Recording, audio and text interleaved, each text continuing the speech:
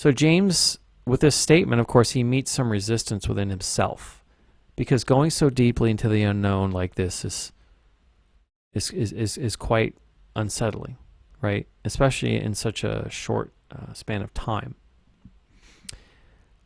Now, the first step of the rung, or the first rung, sorry, the first rung of the alchemical ladder is calcination.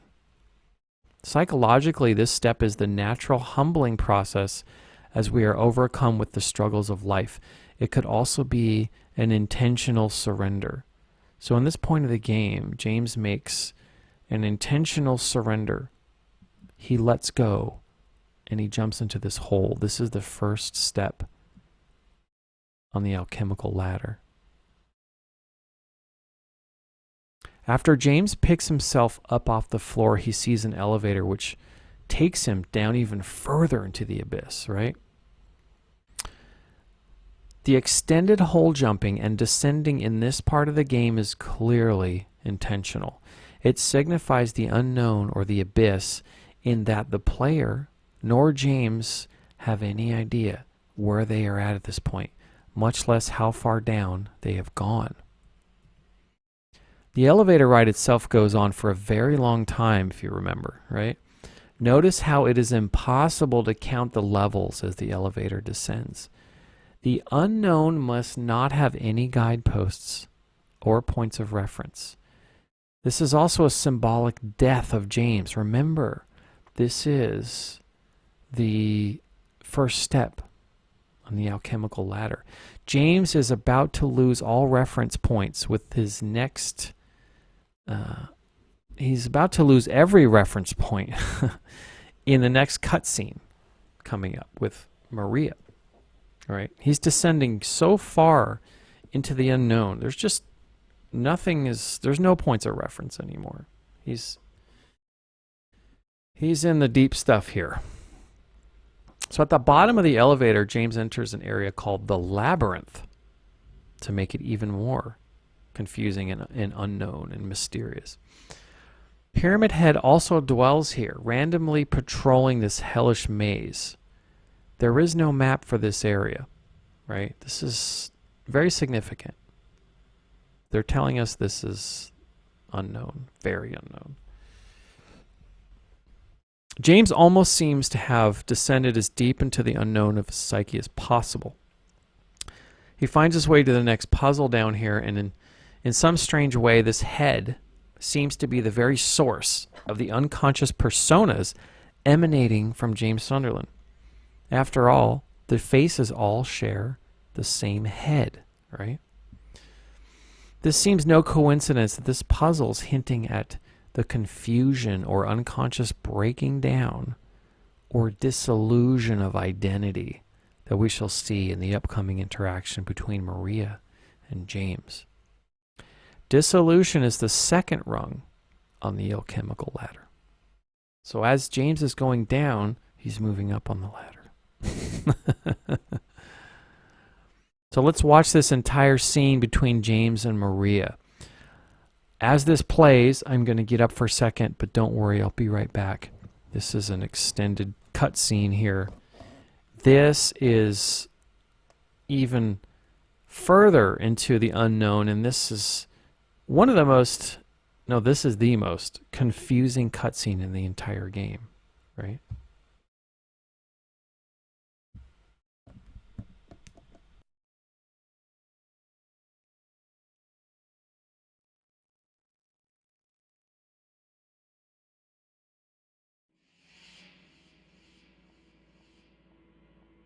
You're alive! Maria, I thought that thing killed you. Are you hurt bad? Not at all, silly. Maria?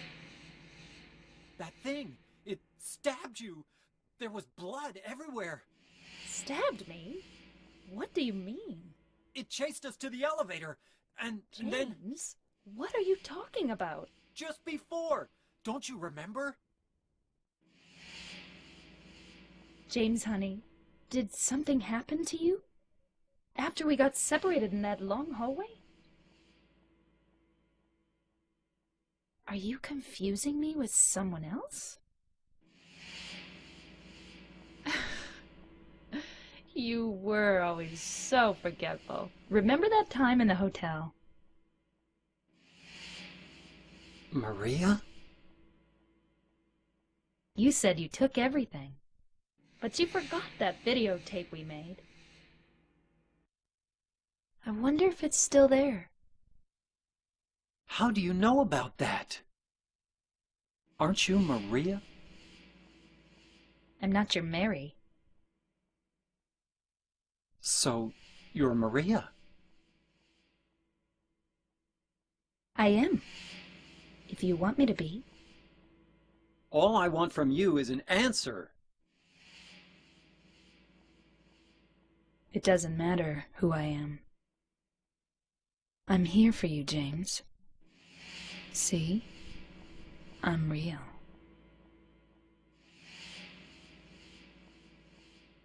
Don't you want to touch me? I don't know. Come and get me. I can't do anything through these bars. Okay. Stay right there. I'll be there soon.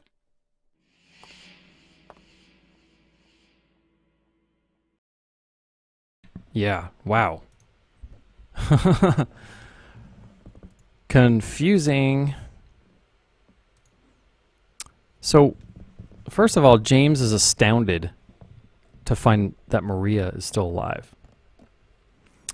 Notice the bars that appear, and yet, strangely, neither character acknowledges them or asks why they're there, right? The bars serve as the barriers of guilt, which stand between James and his desires. After all, he is projecting what he wanted from Mary onto the woman sitting in front of him now. The door in Mary's room, or cell, has the number 208 on it. 208 is the number of Mary's hospital room, of course. James continues to project Maria into a scenario which he keeps playing back over and over in different ways. Remember, the unconscious does not process or present truth in the matter-of-fact way the conscious mind does or understands it, right? Try taking a dream you had at face value. Good luck with that. So, of course, Maria has no recollection of this event where she's slain by Pyramid Head, because this entire world is a prison of James Sunderland's own making, right? James seems even less secure about his reality than before. He is trying to make conscious sense out of the world of the unconscious. We're seeing James Sunderland's identity fragment more with every passing moment in the game. The interaction James has with Maria in this cutscene can be incredibly confusing for both the protagonist and for the audience, if taken at face value. So James has descended into this very confusing place, right? And he's dissolved his sense of self in a way. He's disconnected, he's disassociated, right? So now things start to change for James. So soon after this scene with Maria ends, James finds the great knife in a hospital room. The great knife has passed now from Pyramid Head to James. But why? Is it any coincidence that this looks exactly like the knife, albeit bigger, that Angela had earlier in the game? It seems as if Pyramid Head is also, in a way, representing the father of Angela, right? Now, James, his acceptance of this item represents atonement, while the great knife itself is a symbol of sacrifice, right? James moving... So in this sense, James is moving closer to his shadow, because who is carrying around this great knife for most of the story? It's Pyramid Head, right? So James is taking an object symbol of his shadow self and accepting it. So he's moving closer and closer to accepting and integrating the shadow within himself. And this is what he has to do, of course, right?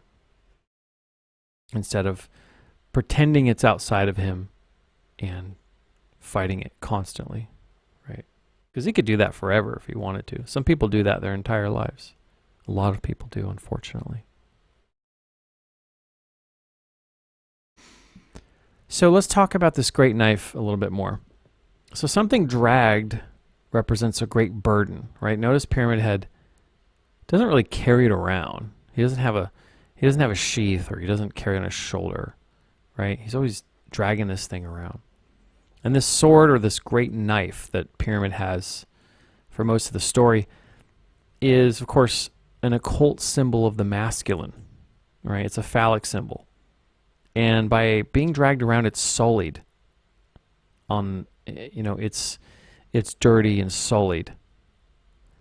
And this dragging around of a phallic symbol represents the masculine in peril or imbalance, which clearly Pyramid Head is, right? And clearly James needs to reconcile that. So this embodiment of Pyramid Head represents the masculine energy in a state of severe imbalance. And what happens to a character like James that rejects their dark side? They project this side away from themselves as they believe it to be separate from them, and then they proceed to do battle with it. Well, James has turned a corner here because he's accepted the great knife now. He's moving closer to his shadow, which represents progress. So, of course, we know that James is being challenged by every character in Silent Hill 2, right? He's being led along the path here, and he's being led out of this repression and guilt, kicking and screaming. There's all of this struggle along the way. There's all of these challenges from Pyramid Head, from Laura, from Maria, from Angela. They're all telling him he didn't love Mary, right? Although it is not James himself doing the kicking and screaming, right? James isn't the type. It's not his style to be overly emotional like Maria, right? This happens by all of the other characters. This volatility, right? Because this isn't him, or he's at least not comfortable with this kind of torment, or this tumult, or this volatility, right? So he's projecting these characters outside of himself. So one way or another, though, his unconscious is attempting to lead him out of this, right? So when James enters this room here, and of course the symbolism of the sexual symbolism in the walls is quite evident. After James vanquishes the monster in this room, Angela, and this is the door monster representing Angela's father, right?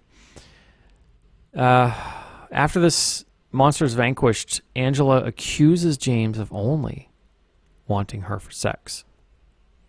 Angela recounts her sexual assault and begins to lay everything out for James. Angela is confronting the sins of her father through James. She is also invoking her Kali so that James can have a sense of the hell Angela has faced. Angela remarks to James, she says, "You don't have to lie. Go ahead and say it." This is a key moment in the story because it seems as if James is coming to terms with owning up to his feelings and desires.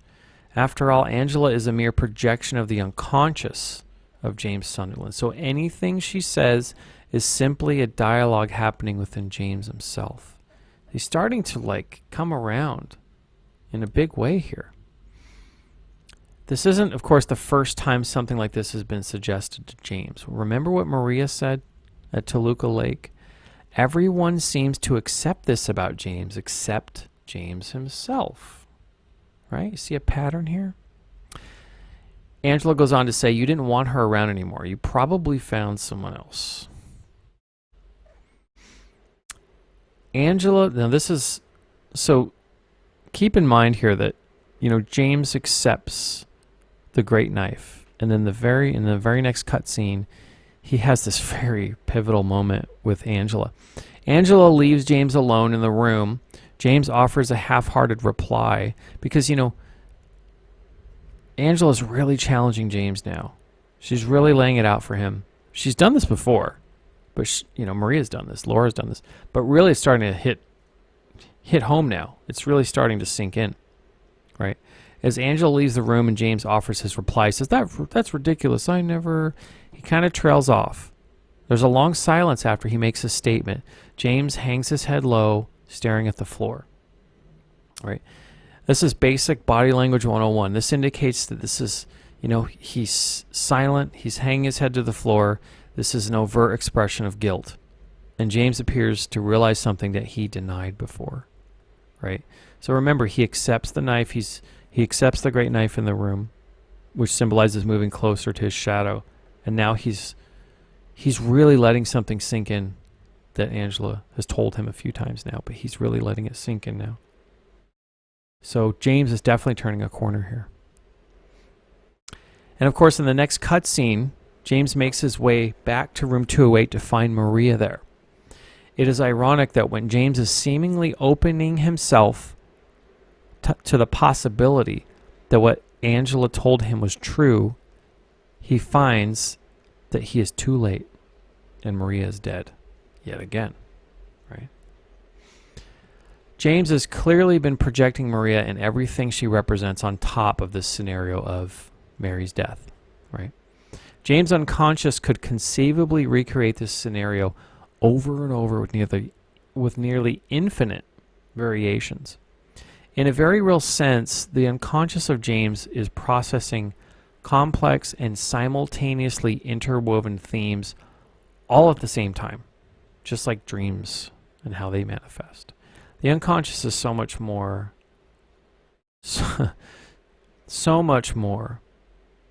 complex and interwoven than the conscious mind is, right?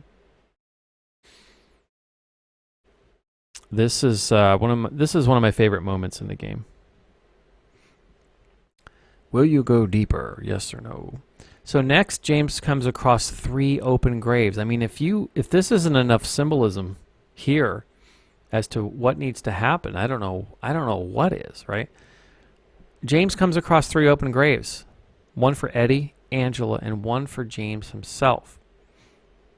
So what's all this stuff about jumping down holes in Silent Hill anyway, besides going into the abyss, right? James jumping down a hole, much less jumping to his own open grave, is symbolic of both his lowest point and the necessity to venture even further into his own darkness. He also has to acknowledge the death of every aspect of these characters that are represented by the gravestones. What happens each time just before James encounters a hole? Maria dies, right? Remember, the first time